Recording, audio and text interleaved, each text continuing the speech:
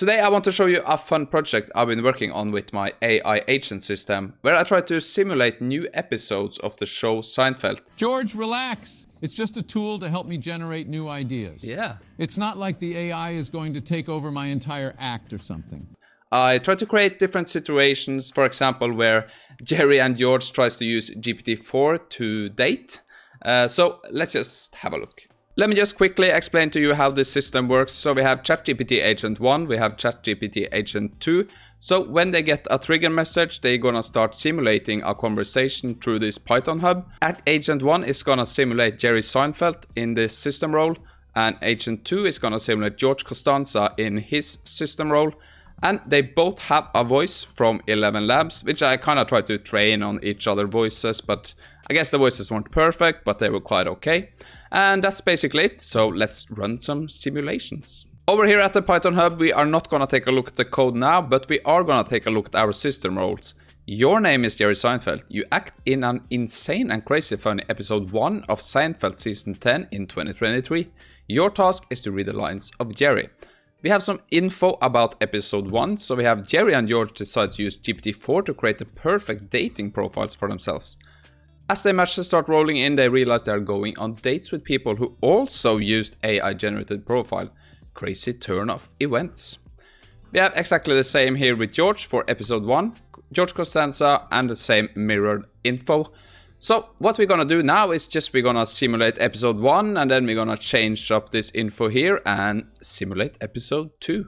Okay, let's just fire up episode 1 and take a look. Hey, George, what's up? Not much, Jerry. Just trying to find a date. You know how hard it is. Well, George, have you ever considered using GPT-4? I hear it creates the perfect dating profile. GPT-4? What is that? Some kind of new dating app? No, it's an AI text generator. You feed it information and it creates a witty and charming profile for you. Trust me, it's the future. Sounds intriguing. Count me in. Let's see what this GPT-4 can do for us. Great. Let's get started on creating our perfect profiles. What do you want to highlight about yourself, George? Well, let's see. I like a good pastrami sandwich, and I'm great at pretending to work. Maybe GPT-4 can make that sound appealing. Haha, let's give it a shot. Lover of fine pastrami sandwiches and skilled in the art of workplace efficiency. How's that? I like it. Let's add in something about my love for Seinfeld reruns, too. What? Also, a connoisseur of classic television, particularly Seinfeld, looking for someone to argue about the best episode with. Perfect. Now let's see what GPT-4 can do for my profile. I'm thinking something like master of observational humor, seeking a fellow life enthusiast for deep discussions about nothing. That sounds solid. Let's throw in something about your hobbies, too. Enjoys long walks on the beach and eating cereal out of the box while binge-watching Netflix. That's definitely me. All right, let's submit our profiles and see what kind of matches we get. Wow, Jerry, I've got a whole bunch of matches. And the best part is we don't have to go through the hassle of creating small talk, since GPT-4 did all the work for us. You're right, George. This is way too easy. Let's set up some dates and see if the reality lives up to these AI-generated profiles. Okay, but here's the thing. What if our dates also use GPT-4 to create their profiles? We could end up on a date with someone who isn't even real. Well, there's only one way to find out. Let's go on these dates, and if they turn out to be AI-generated messes, at least we'll have something new to complain about. True. Let's do this.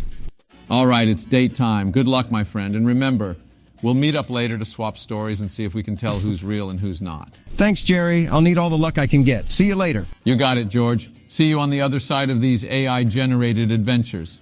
Well, Jerry, that was interesting. Turns out most of my dates were robots. How about yours? You're not going to believe this, George. I went on a date with a woman who claims she's an art curator by day and a ninja by night.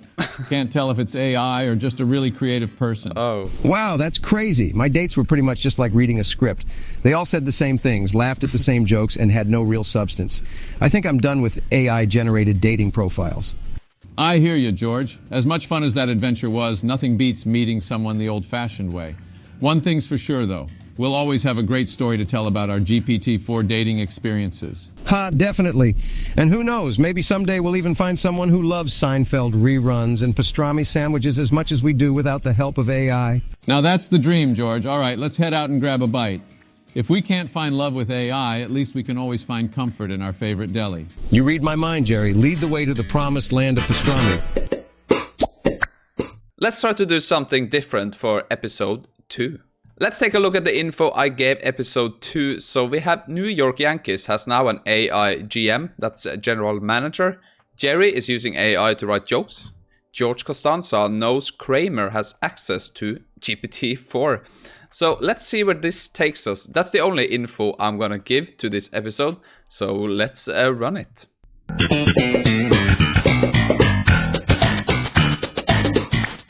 Hey George, what's up? Did you hear about the Yankees?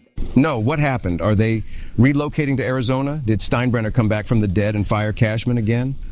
Well, apparently the New York Yankees have a new AI general manager. Can you believe that? They're calling it the Moneyball 2.0. What? That's crazy. I don't trust machines. What if the AI decides to trade the entire team for a bunch of calculators or something? This is the end of baseball as we know it. Come on, George. It can't be that bad. Besides, I'm using AI to write my jokes now.